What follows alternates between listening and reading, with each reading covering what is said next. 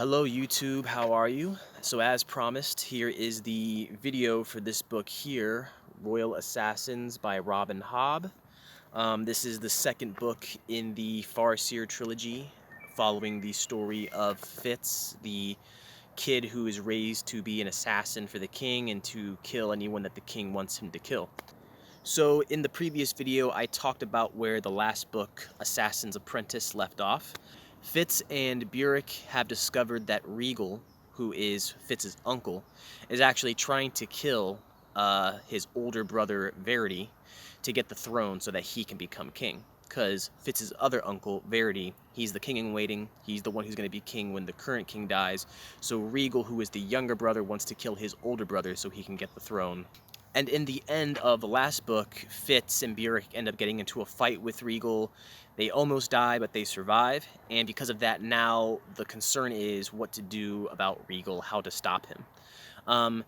Unfortunately, because of the beating that Fitz took in the last book, he almost drowns. He's poisoned. He is beaten up really bad, physically speaking.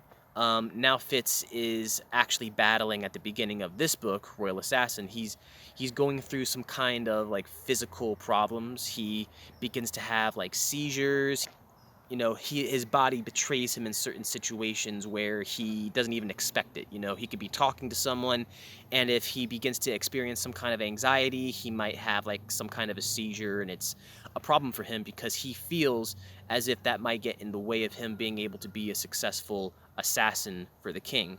It's kind of like if you had a certain job or a certain kind of role that you play in society and something happened to where you could no longer do that thing anymore, it's going to make you feel, you know, anxious and stressful because now it compromises your ability to do what you feel competent in doing. And that's what Fitz is going through at this time. So Fitz meets up with his uncle Verity and he tells him, look, we have a problem. Your younger brother Regal is trying to kill you and wants to get to the throne.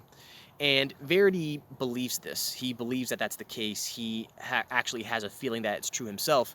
The problem is that Verity points out to Fitz they don't really have any evidence, and so they can't really prosecute Regal. They can't really go and actually attack Regal in the legal sense. So they had to kind of be patient and plan things out as time goes on, which is pretty stressful because if you know someone's trying to kill you, because Fitz knows that Regal probably wants to kill him as well because now Fitz is on, you know, he knows that Regal is trying to like usurp his way to the throne. So you know that you have this enemy that you can't really go directly after. You just kind of have to be patient and let things unfold and hope for the best. Additionally, Fitz spends a lot of his time worrying about Molly, if she's going to be okay, because you know, invasions from the Red Ship Raiders have been increasing. There's a lot of forged ones walking around, and, you know, there's all these kinds of problems. So Fitz is kind of worried about Molly, and the story kind of starts off in a bitter way with the two of them, because Molly actually finds out that Fitz is the royal bastard, you know. He had never told her this. She always thought of him as just some boy that lives in the streets, and she called him, you know, neat boy a lot.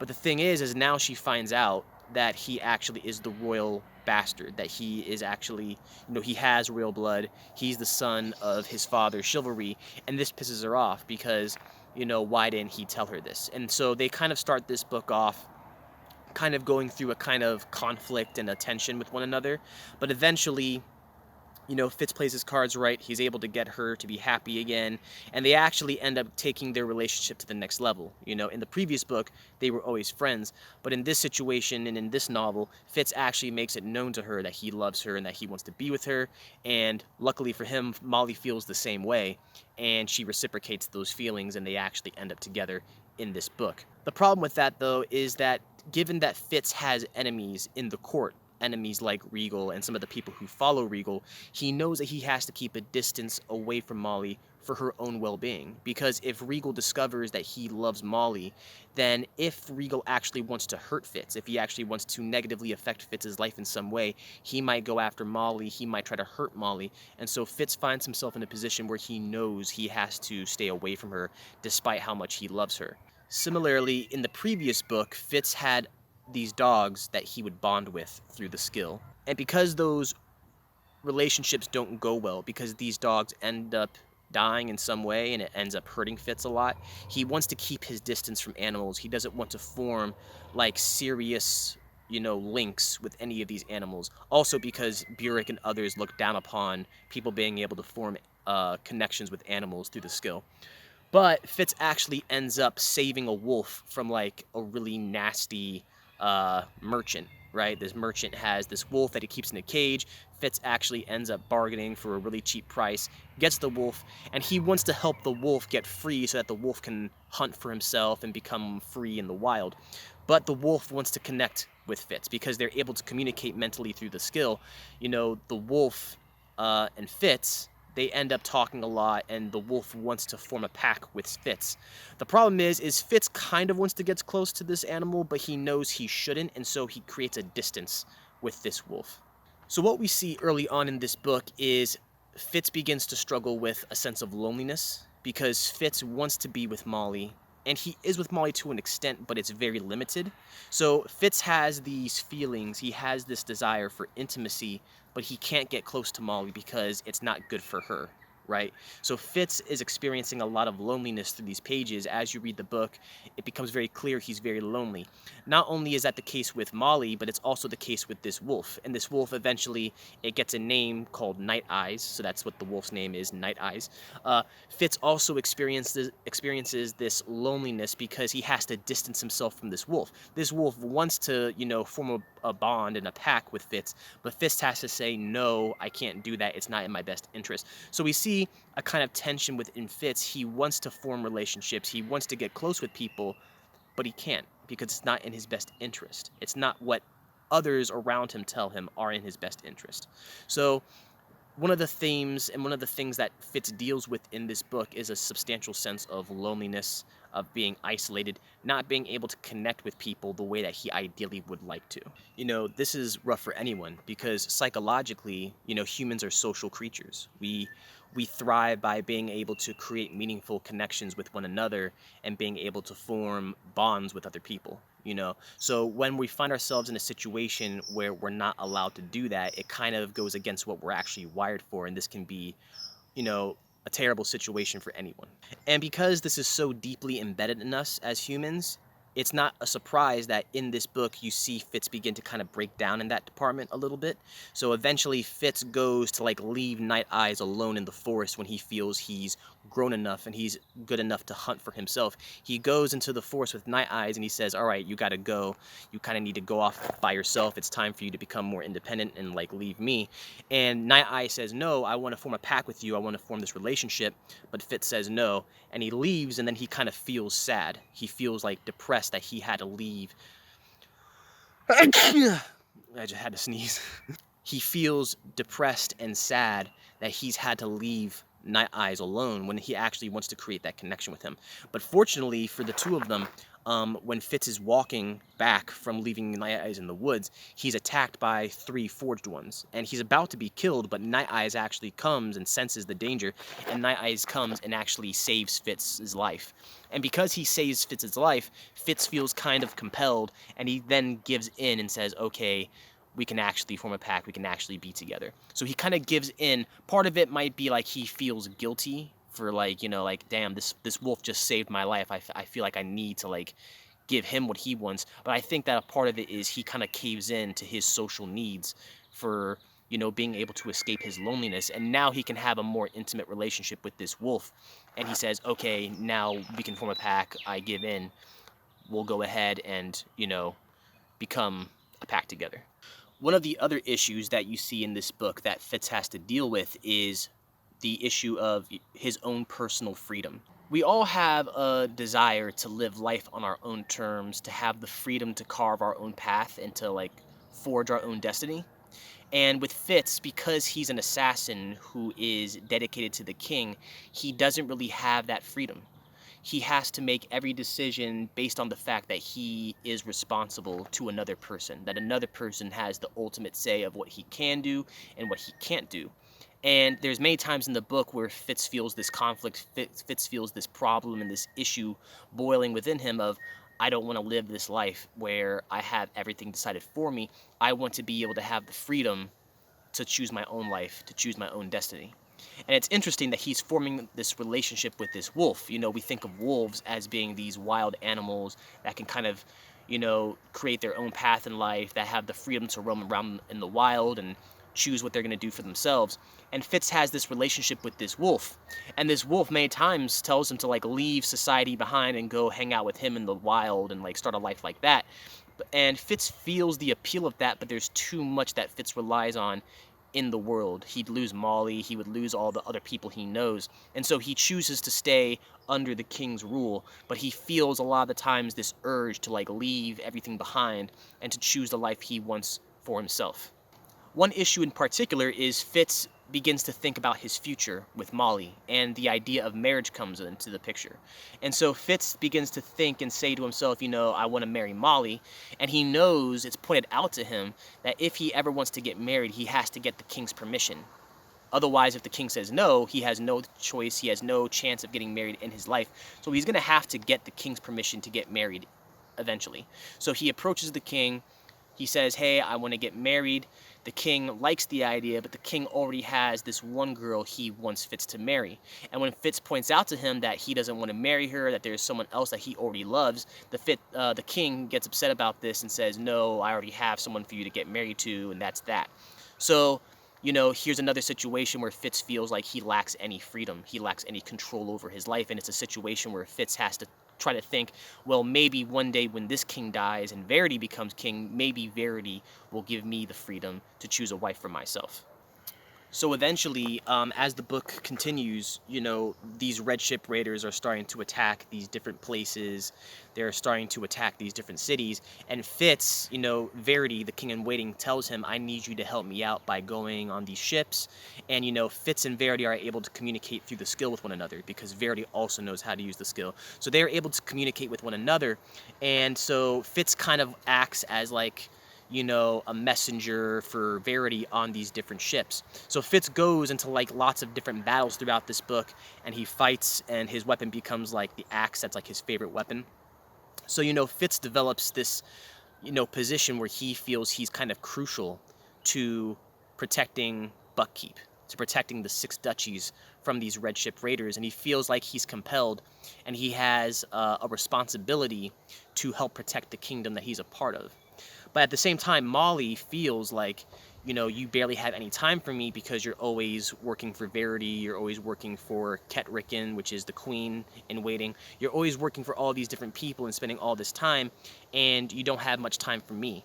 So Fitz feels this conflict between, you know, doing what he thinks he needs to do for his king and doing what he feels like he needs to do for his relationship.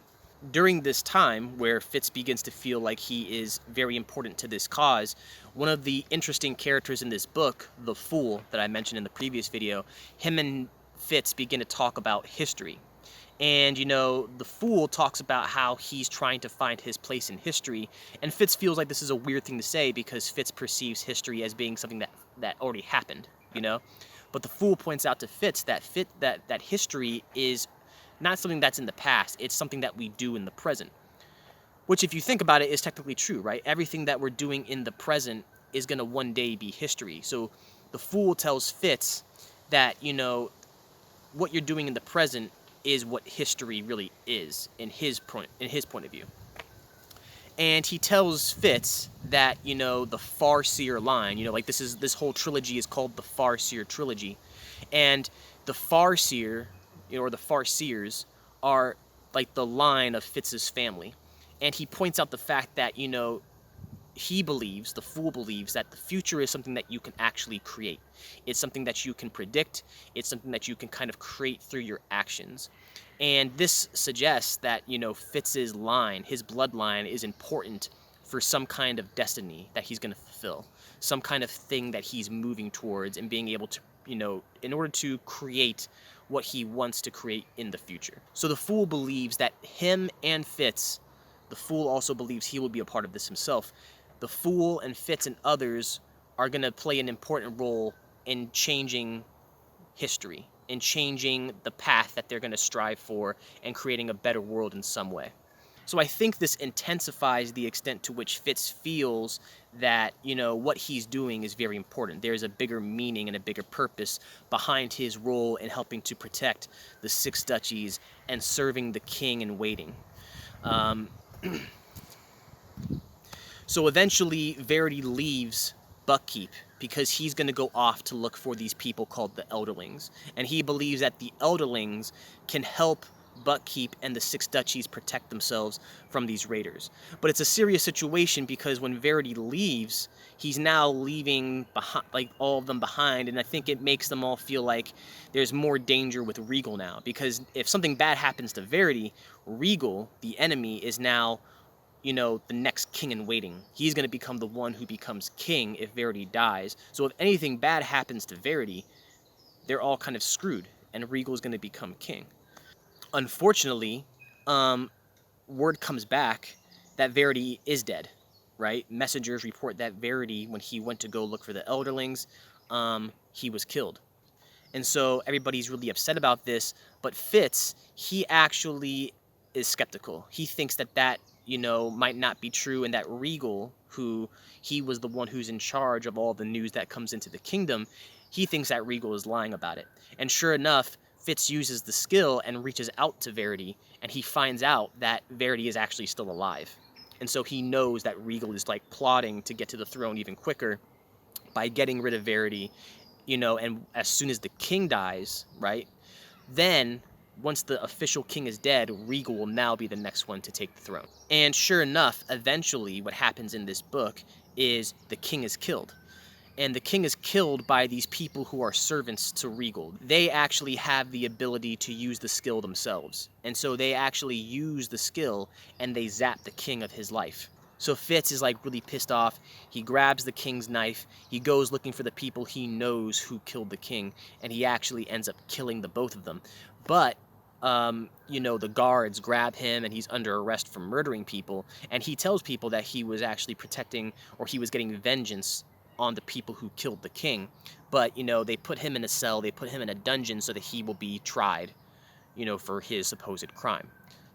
But it's also important to note that before all of that happens, Molly talks to Fitz, and she tells him, she's like, I feel like you're too dedicated to the king and to all the things you're doing with the kingdom, and I don't think you're going to be able to give me the time that I need. So she breaks it off with him, and she actually tells him that there's somebody else that loves her, and there's somebody else who's going to give her the time that Fitz isn't giving her. So Fitz is distraught by that, but even though he is really upset about losing her, he feels like the situation with Regal and Verity and who's going to get the throne is too serious to put on hold. He has to accomplish this task first, and then he can go about trying to win Molly back.